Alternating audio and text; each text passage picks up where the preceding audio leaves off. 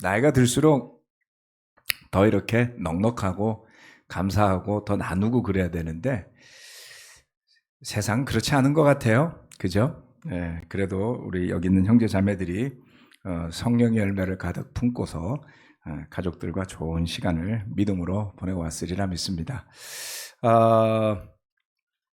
추석 연휴가 이번에 꽤 길어서 다들 뭘 해야 될지 몰라서 방황하시는 분들도 있지 않을까 하는 생각을 해봤습니다. 하지만 쉰다는 건 좋은 일이죠. 네. 오늘은 성찬 쉐어링이 없어서 제가 설교를 길게 준비를 했다 그러면 좋아하실지 모르겠어요. 참 설교 준비를 하면서 절반만 하자니 이상하고 어쨌건 적절한 시간에 마무리하도록 하겠습니다. 오늘 설교 말씀의 제목은 감사의 축제라는 제목입니다. 부제로 초막절이라고 써놨는데요.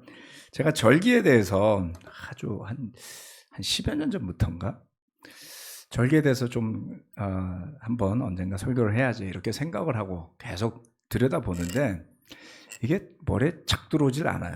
여러분 어떠세요? 이스라엘의 그 절기에 대해서 잘 알고 계신가요? 예, 우리가 뭐 특별히 지키지도 않거니와 우리가 유일하게 머릿속에 새기고 있는 건 크리스마스하고 뭐 부활절 정도 아닙니까? 네. 또 그건 우린 절기처럼 지키지도 않죠. 더더군다나 우리 그리스도교회는 철치 캘린더, 뭐 철치 캘린더라는 말은 뭐 여러 가지 의미가 있는데요. 1년을 통틀어서 교회 절기로 채워가면서 생활하는 게 이제 카톨릭의 생활 방식이었죠. 그렇지만 성경 말씀을 제외하고 또 신약 교회를 지향하는 교회로서 그런 절기를 지키거나 하지는 않지만 추석을 보내면서 생각해 보니까 추석과 가장 비슷한 이스라엘의 축제가 초막절이에요. 예, 그래서 초막절을 조금 살펴보는 의미로 감사의 축제들에 대해서 오늘 말씀을 좀 준비를 해봤습니다. 초막절이라는 단어는 영어로 된 NIV 성경에 보면 The Feast of Tabernacle이라고 되어 있고요.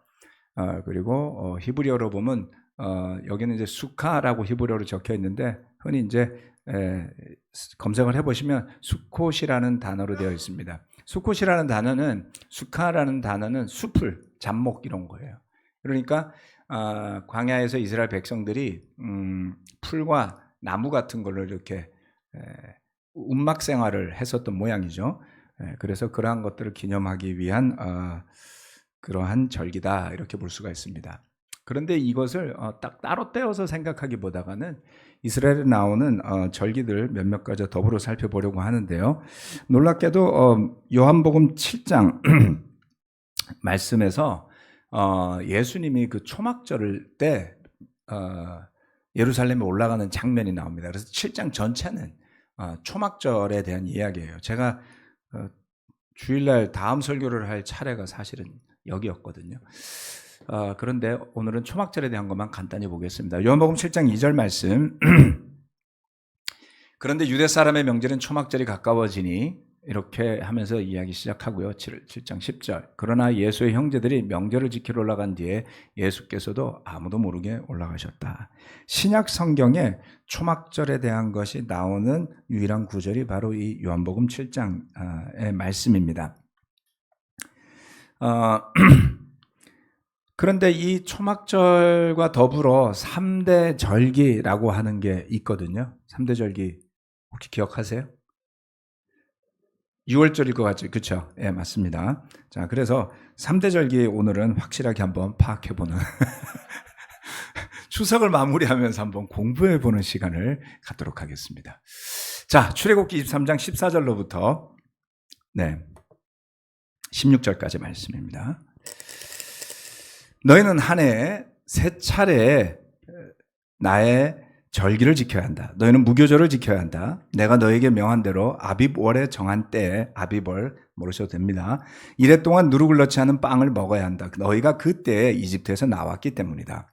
너희는 빈손으로 내 앞에 나와서는 안 된다. 너희는 너희가 애써서 밭에 씨를 뿌려서 거둔 곡식의 첫 열매로 맥추절을 지켜야 한다. 또한 너희는 밭에서 애써 가꾼 것을 거두어 들이는 한 해의 끝 무렵에 수장절을 지켜야 한다. 아이고, 넘어갔군요. 자, 여기 보면 한 해 세 차례 나의 절기, 하나님의 절기를 지켜라 라고 말씀하고 계시는데, 그게 출애굽기 23장에 나와 있습니다. 출애굽기 중에서, 출애굽기는 섹션이 몇 가지가 있잖아요. 이집트를 탈출하기 전, 그렇죠?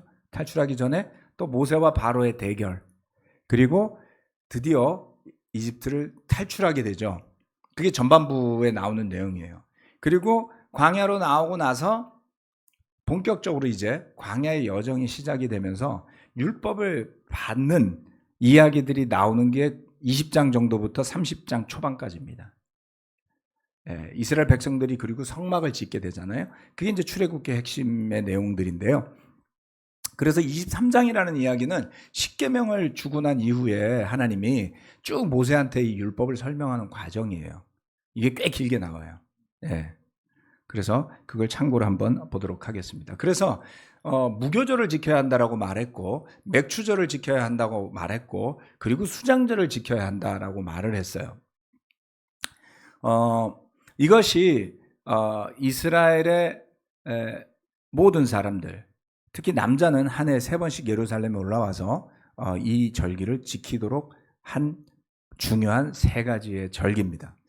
그런데 6월절이 왜 빠져있지? 이렇게 생각하시잖아요. 네, 그래서 설명을 좀 해드리겠습니다. 이거 머릿속에서 왔다 갔다 하는 것들인데 간단하게 정리를 좀 해봤어요. 우리 그래서 오늘은 새 절기를 끝장을 보자고요. 자, 구약의 이스라엘 축제는 이거 외에도 나팔절도 있고 그 다음에 대속제일도 있는데 그거는 뺐습니다. 일단 그것까지 하면 정신 사나우니까요. 자, 여기에 보면 1월이라고 썼고 아비볼이라고 아까 했죠. 그 다음에 3월이 있고 7월이 있습니다. 이스라엘 백성들이 이집트를 나오는 달을 한 해의 첫 달로 삼았어요. 기념하는 거예요, 그냥. 근데 이게 우리나라로 치면 한 3, 4월 정도가 됩니다. 계절적으로 보면. 그렇게 하면 7월은 한 9월에서 10월 이렇게 되겠죠. 그래서 머릿속에 그것만 넣어두시면 됩니다. 그리고 어디에 가면 니산월이라고 하는데 그것은 바벨론 이후에 바벨론식 표기법이라고 그래요. 그래서 전통적인 유대인들은 아비월, 그리고 후반기로 가면 니산월 이렇게 씁니다만은 그냥 1월, 이게 우리는 편하죠. 1월입니다. 자, 그 1월달 14일이 6월절이에요. 14일이 6월절인데 6월절은 안식일 전날이었습니다. 안식일 전날. 금요일이죠. 안식일 전날. 그래서 그날 저녁에 양을 잡고 쓴나물을 먹고 뭐 이러는 때입니다. 그러는 때인데요.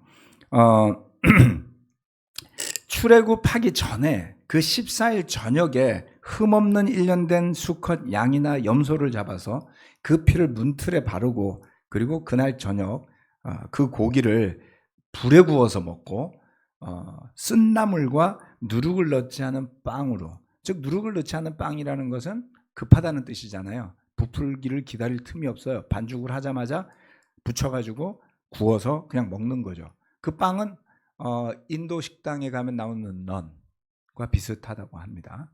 그냥 이렇게 뜨뜻한 돌에다가 데펴서 딱 붙이면 익는 거죠.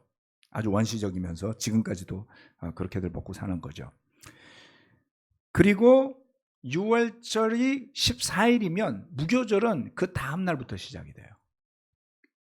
그 다음 날부터 일주일간 무교절의 축제가 시작이 됩니다. 그래서 15일부터 일주일간이에요. 그러면 따져보면 15, 16, 17, 18, 19, 21일까지입니다. 15일부터 21일까지 일해라고 표현하죠. 7일입니다. 그러니까 무교절의 시작은 6월절에 하는 거고요. 6월절 때문에 생겨난 축제가 무교절이에요. 그죠? 그래서 이 7일간은 어떤 의미냐? 여러분 생각해 보세요. 6월절 다음 날 눈을 떴더니 이집트의 장자들이 다 죽었어요. 바로의 아들도 죽었죠. 그럼 바로는 며칠째 이스라엘 백성들을 나가게 해줬을까요? 혹시 찾아보셨어요? 14일이 6월절이었단 말이에요. 며칠 날 출발했을까요? 저도 몰라요. 그래서 아는 분이 있을까 싶어서 물어보는 겁니다. 열심히 검색해 보시고 성경을 비교해 보세요. 출발 날짜를 안 적어놨어. 그죠? 근데 7일간을 계속 맛없는, 누룩도 없는, 풍미가 없는 밀가루를 그냥 구운 빵만 먹으라니까 여러분 좋겠어요? 근데 그 7일이라는 시간이 어떻게 보면 이스라엘 백성들이 이집트를 벗어나는 기간이었던 거예요. 그러니까 누룩 넣지 않은 빵을 챙겨서 계속 그 일주일 동안 만들더라도 계속 이동하니까 누룩 넣지 않은 빵을 먹은 거죠. 군대로 치면 건빵이라고는 할까요? 건빵보다는 전투식량이 맛있습니다. 자, 그래서 시간이 뒤로 가면서 이스라엘 백성들은 유월절과 무교절을 같이 인식하게 됩니다. 하루 차이가 나는데도 불구하고 그래서 신약 성경에는 무교절이라는 말을 계속 써요. 무교절, 자, 무교절입니다. 그리고 이 첫날, 이거는 하나의 관습 같은 건데요. 관습이라기보다 하나님 그렇게 하라 그랬으니까 그런 거예요. 무교절 첫날은 그날은 일을 하지 않고 거룩한 모임을 열어야 했다. 이스라엘 백성들이 함께 모여서 거룩한 모임을 열고 제사를 지냈죠.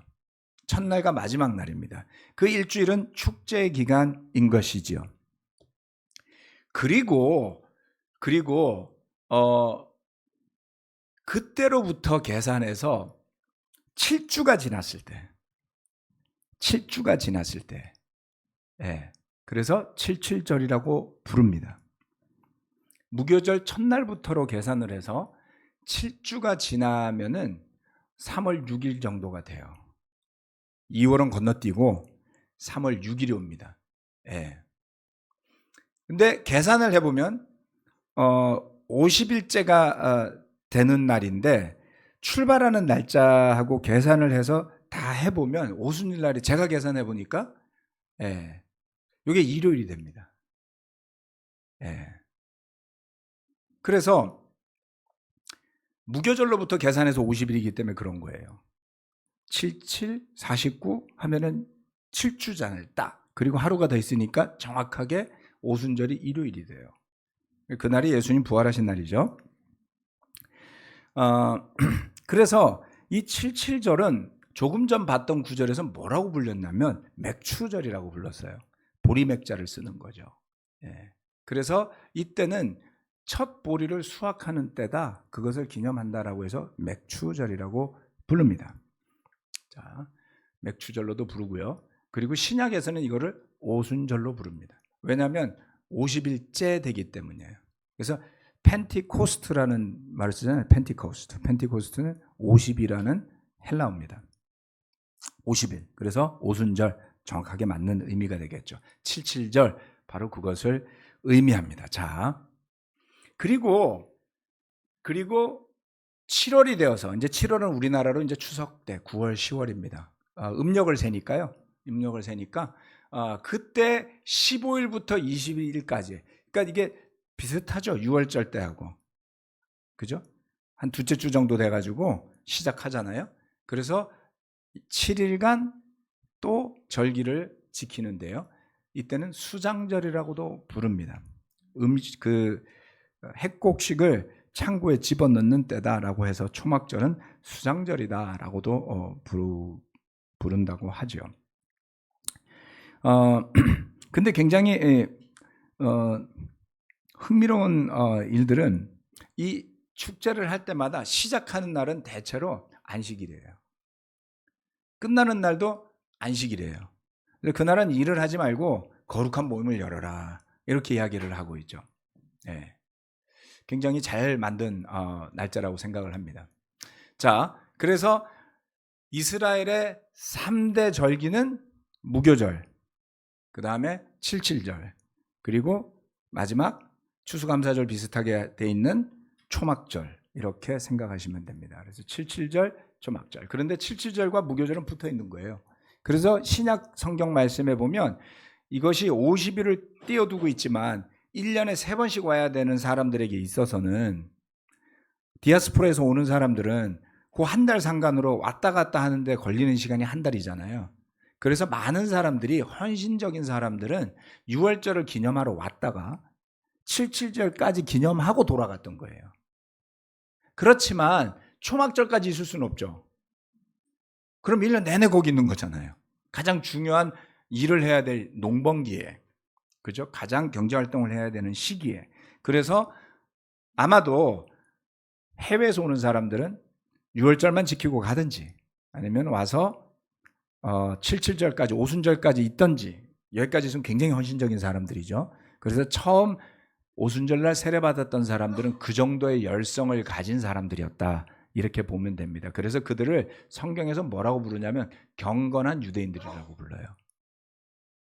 예, 거룩하게 살려고 목숨 건 사람들이었다라는 거죠. 그래서 그런 사람들이 초대교회 시작하는 교회 멤버가 된 것은 어쩌면 당연한 일인지도 몰라요. 그 사람들이 그때만 왔겠습니까, 여러분?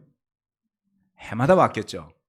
그래서 여러분, 예배와 하나님께 헌신하는 일은 날 잡아서 하시지 마시고 꾸준히 하셔야 됩니다. 그러다가 로또 맞은 사람들이 오순절날 세례받은 사람들이었어요. 자, 첫 번째 포인트는 출애굽과 첫 보리 수확을 축하하는 6월절과 77절. 어우, 깁니다. 근데 조금 전에 설명을 듣고 나니까 이 긴 제목이 어려워 보이진 않죠. 네, 출애굽을 기념하는 게 무교절 6월절. 그리고 나와서 첫 보리 수확을 축하하는 것이 77절. 이렇게 생각하시면 되기 때문입니다. 말씀을 볼까요?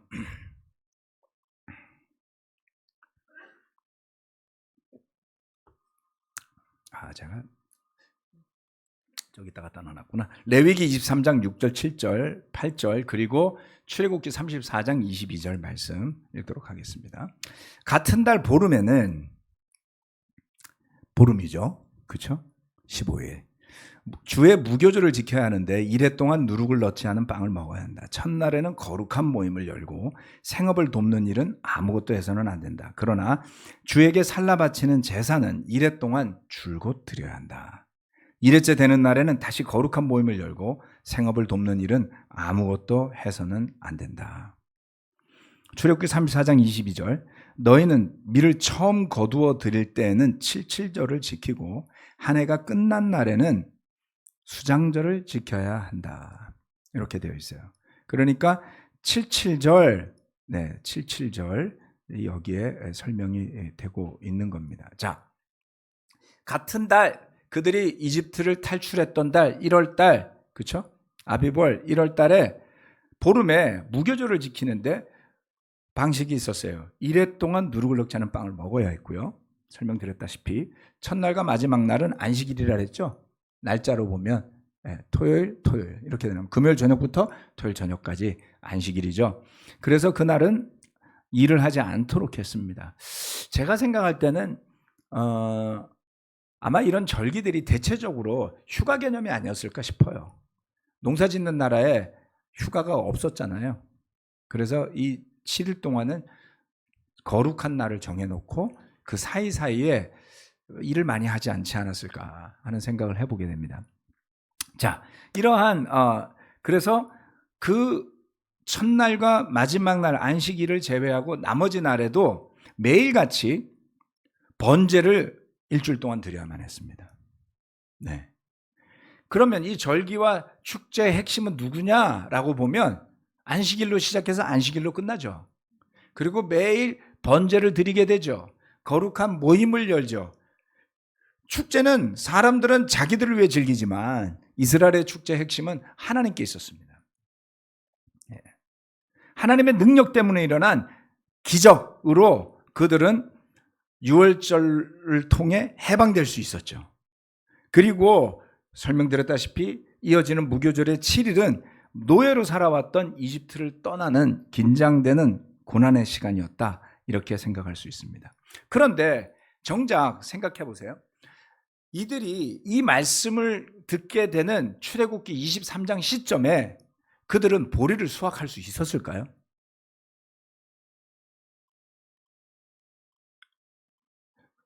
아닐 것 같죠? 그죠? 네. 수학도 못하는데 왜 이런 이야기를 하지? 자, 이 이야기가 처음 나온 게 출애굽기 23장이란 말이에요. 나온 지 얼마 안 됐어요. 광야에 있었어요. 그래서 몇 가지 추측이 가능합니다. 이제 추측이에요. 여기서부터는 제가 이상한 거 가르친다 이런 소리 하시면 안 돼요. 여러분도 한번 해보시기를 권해드리는 겁니다. 아니 나왔는데 3월 달에 3월 중순에 나왔잖아요. 시간이 흘렀어요. 그죠? 그리고 뭐라고 말하냐면 율법을 줄 때쯤에 돼서 출애굽기 19장을 펼쳐보시면 나온 지 셋째 달이라 했어요. 3월 달에 나왔으니까 셋째 달이니까 어떻게 돼요? 5월이에요. 3월이에요. 아니요. 만으로 2달이에요. 나온 달, 그 다음 달, 그 다음 달이니까 3월이 된 거예요. 그러니까 얼추 77절이잖아요.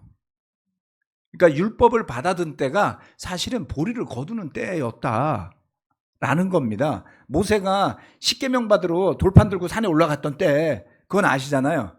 언제인지 모르시는 거죠. 그때가 세 번째 되던 달이에요. 그러니까 이게 맥추절하고 맞습니다. 77절과 맞아 떨어져요. 그런데 보리가 어디서 났냐는 거죠. 보리 이야기를 하잖아요, 여러분. 보리 이야기를 하는데 보리가 없으면 허망하지 않아요? 아니 보리도 없는데 웬 보리 이야기를 하시고 그래요? 이럴 수 있잖아요. 없을 수도 있고요. 만나밖에 없을 수도 있고요. 근데 저는 이렇게 한번 상상을 좀 해본 거죠. 아마도 그들이 가던 길에 있는 오아시스에는 보리 농사를 짓는 사람이 있었을 것이다. 그러지 않았겠어요? 그 많은 사람들이 돌아다니면 잡상인도 따라다니지 않았을까요? 모압인 잡상인들 있을 법하잖아요. 에돔 사람들이 야 쟤네들이 광야에서 고생한데 우리가 커피 사들고 저 커피 믹스하고 물하고 옥수수 들고 가서 좀 팔자. 요랬을 가능성이 있습니다, 여러분. 광야에서 아무것도 못 먹었다 이렇게 생각하시면 안 돼요. 예, 그때나 지금이나 사람들은 장사의 기회를 놓치지 않습니다. 예, 전 세계 어디를 가봐도 막힌 찻길에서 옥수수 팔고 믹스커피 파는 나라 우리나라밖에 없어요. 미국에서 가서 아무리 차 막혀도 그거 파는 데 없어요. 멕시코엔 있나요? 하여튼 전 미국에서는 못 봤어요. 있는 나라 있으면 알려주세요. 아무튼 그래서 가능성이 있지 않을까 이렇게 생각해 봤습니다. 그래서 이 이스라엘 백성들이 그처럼 무교절을 지키고 그리고 6월절은 지키고 나왔잖아요 이미. 그 다음에 주어진 절기가 77절이었어요. 이것은 새로운 것이었죠. 아 이제부터 우리가 이거 지켜야 되는구나 라는 것이었습니다. 네. 그래서 말씀드렸다시피 77절은 50일이 지난 날 안식일 다음 날 일요일 보리수확을 기념하는 날이 되었던 것이죠. 그리고 광야에서 지내는 40년 동안 그들은 6월절도 지키고 무교절도 지키고 77절도 지켰을 거예요. 그러지 않았을까요? 모세가 살아있었잖아요. 모세가 십계명을 받아서 그 계명과 더불어 가르친 율법인데 계명인데 무시했을까요? 광야에서 이거 잘 지켰을 거예요. 그래서 77절에는 아마 보리떡을 먹지 않았을까 이런 생각을 해보게 됩니다. 하나님께서 모세에게 직접적으로 율법을 설명한 게 출애굽기 내용이고요. 그 다음 레위기, 민수기, 신명기로 넘어가면 모세가 백성에게 풀어서 설명하는 거예요.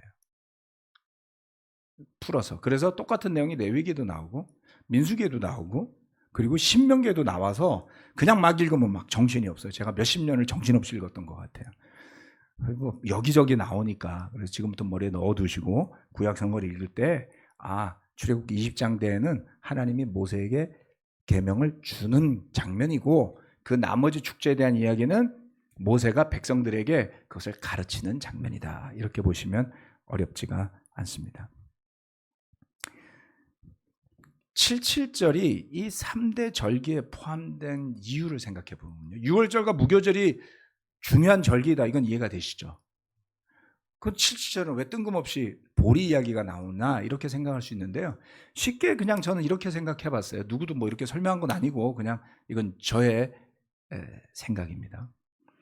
우리나라도 보릿고개가 있었던 시절이 있잖아요. 보릿고개. 여기 있는 분들 아무도 안 느꼈을 거고 저희 아버지 어머니는 보릿고개를 넘기신 분들이었을 텐데요. 겨울 내내 양식이 없다가 굶는 거죠. 한마디로. 지금 북한 사람들 보면 굶잖아요. 지금도 굶어 죽잖아요. 양식이 없으니까.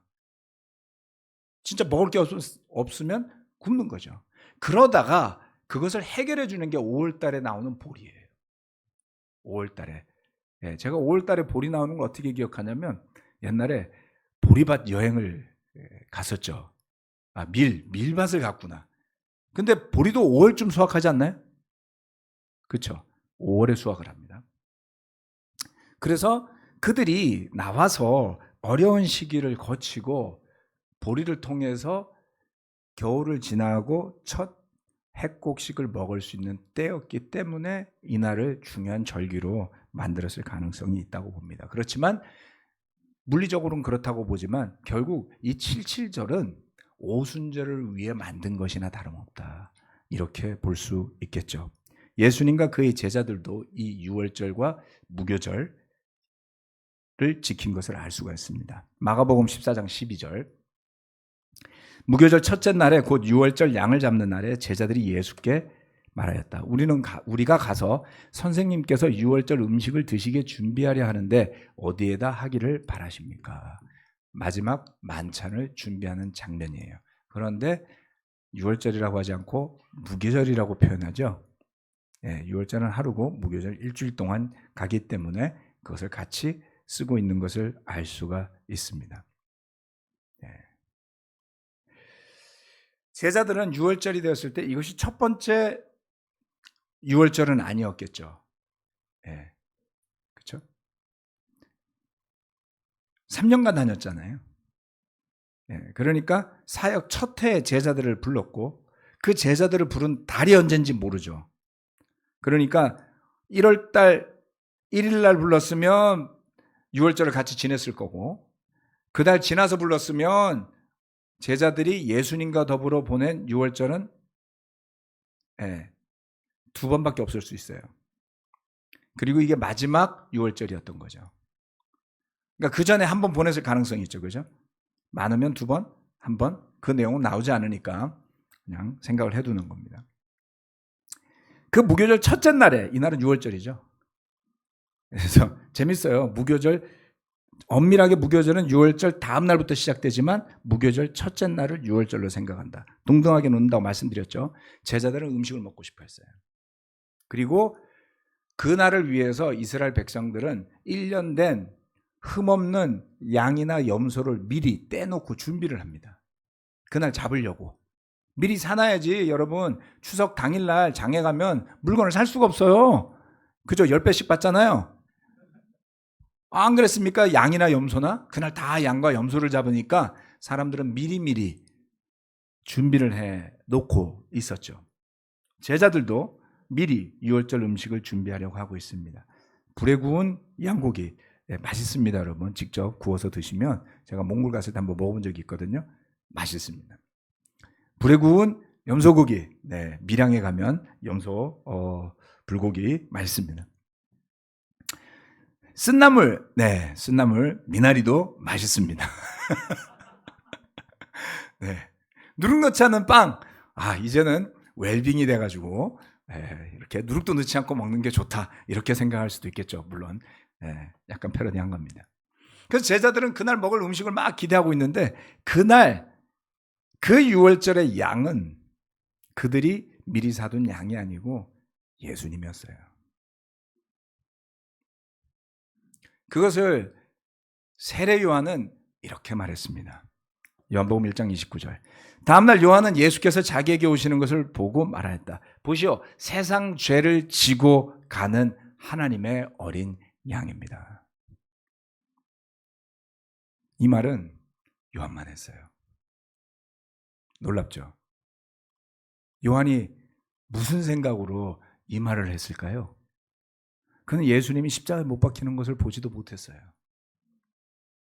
양처럼 6월절 날에 그 6월절의 축제의 기간에 엄밀하게는 예수님이 무교절에 십자가에 매달리신 거잖아요. 예. 그런데 요한은 그 예수님이 요한이 이 뜻을 알고 말했는지 계시를 받아서 말했는지 모르지만 세상 죄를 지고 갈 하나님의 어린 양이라고 표현을 하게 됩니다. 이스라엘 백성들은요, 메시아를 양이라고 생각하지 않았어요. 왕이 양하고 안 맞잖아요. 굉장히 혼란스러운 개념이었죠. 그러나 요한은 그것을 알고 있었습니다. 그 먼 옛날 노예 생활에서 탈출하고자 준비했던 이스라엘 백성들의 급하고 그리고 줄인 배를 채워주고 그들을 자유롭게 하기 위해서 피를 흘렸던 그 양이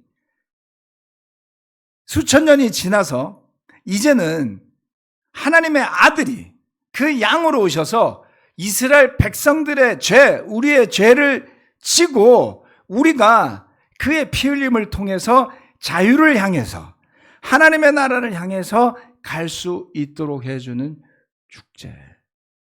새로운 유월절이죠. 주님의 십자가와 그리고 부활의 날이 기다리고 있었던 겁니다. 유월절과 칠칠절.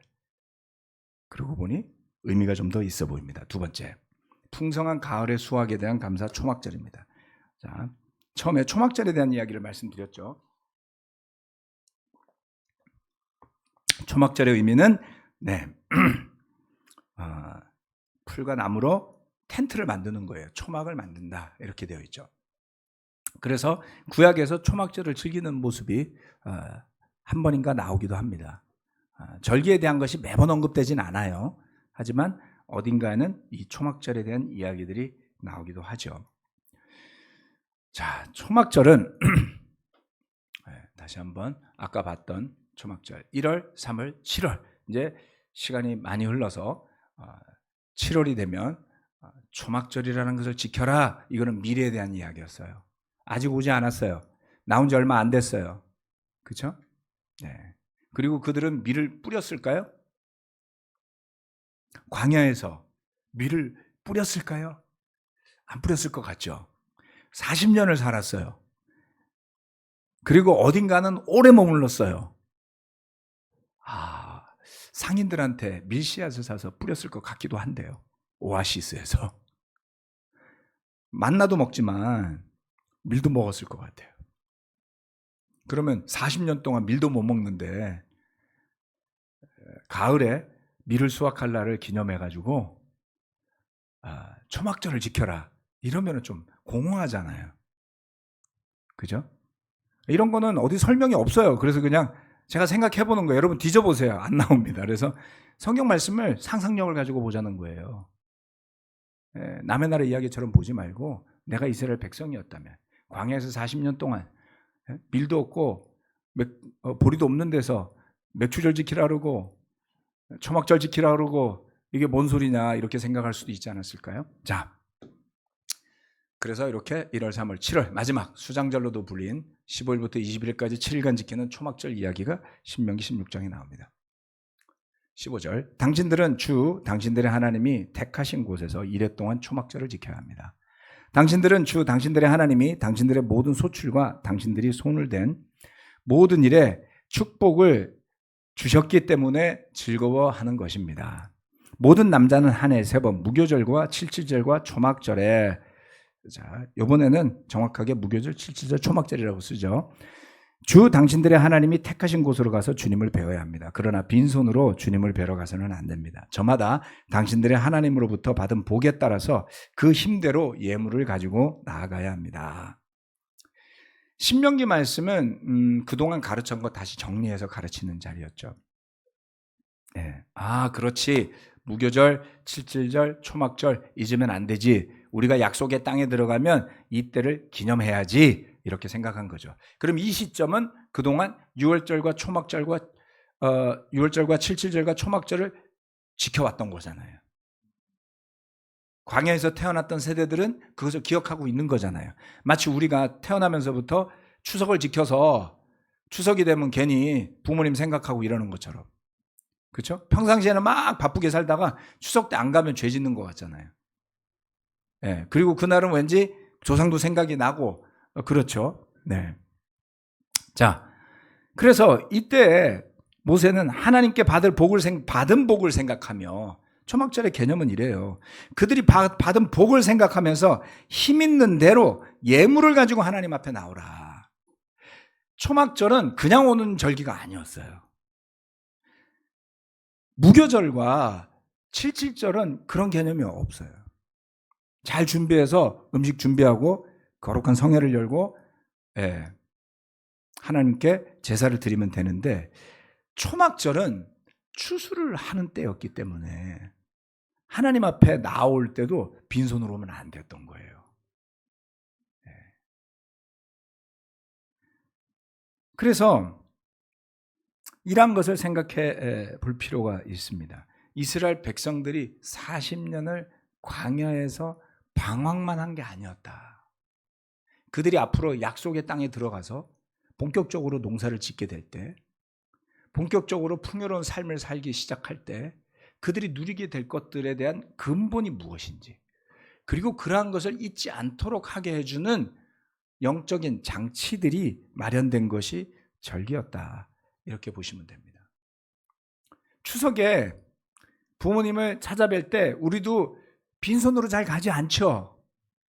그죠? 하다못해 마트에서 파는 식용유라도 좀 이렇게 세트로 된 거. 내가 너무 옛날 사람인가요? 저것도 있잖아요. 무슨 참치캔 세트 이런 거.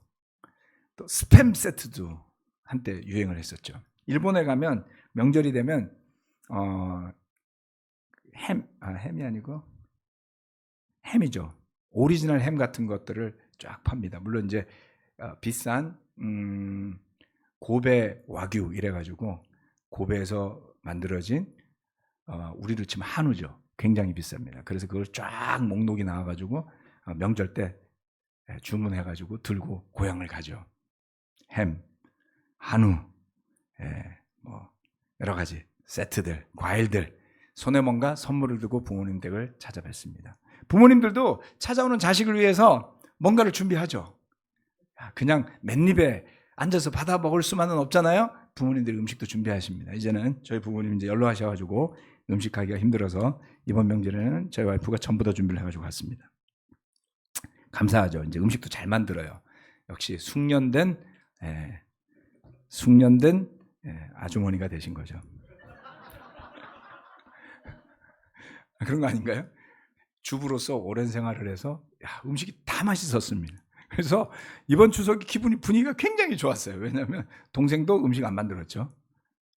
어머니도 음식 안 만드셨죠. 와이프가 다 만들었어요.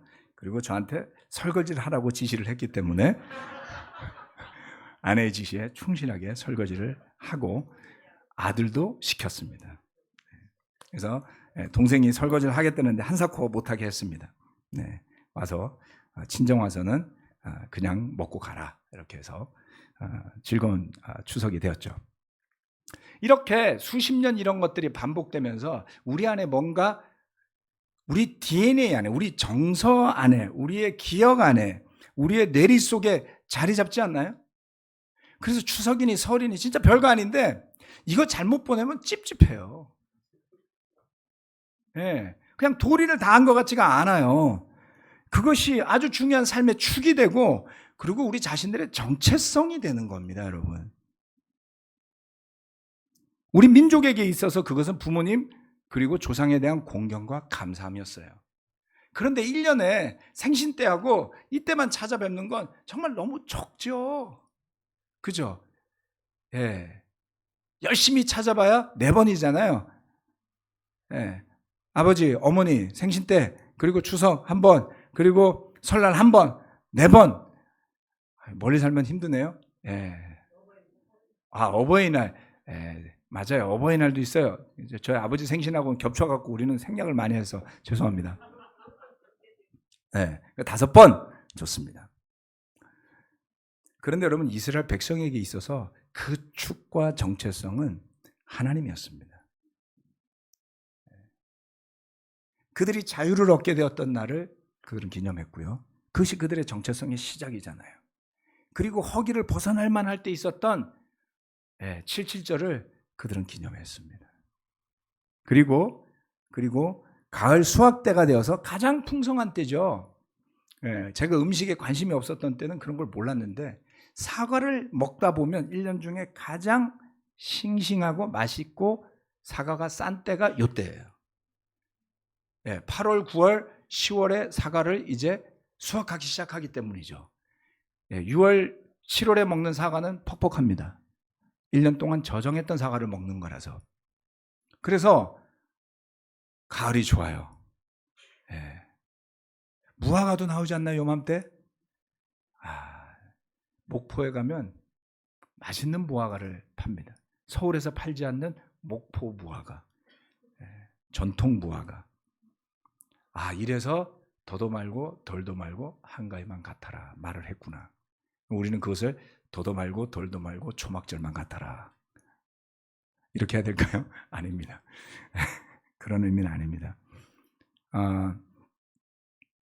우리의 정체성이, 믿음의 정체성이 어디에 있는지를 생각해 보자라는 겁니다. 우리는 매번 주님의 죽으심과 부활을 모일 때마다 기념하죠. 그것이 우리가 드리는 성찬입니다. 우리는 우리의 정체성을 절개에 두지 않고 이처럼 매번 모이는 예배에 두고 있죠.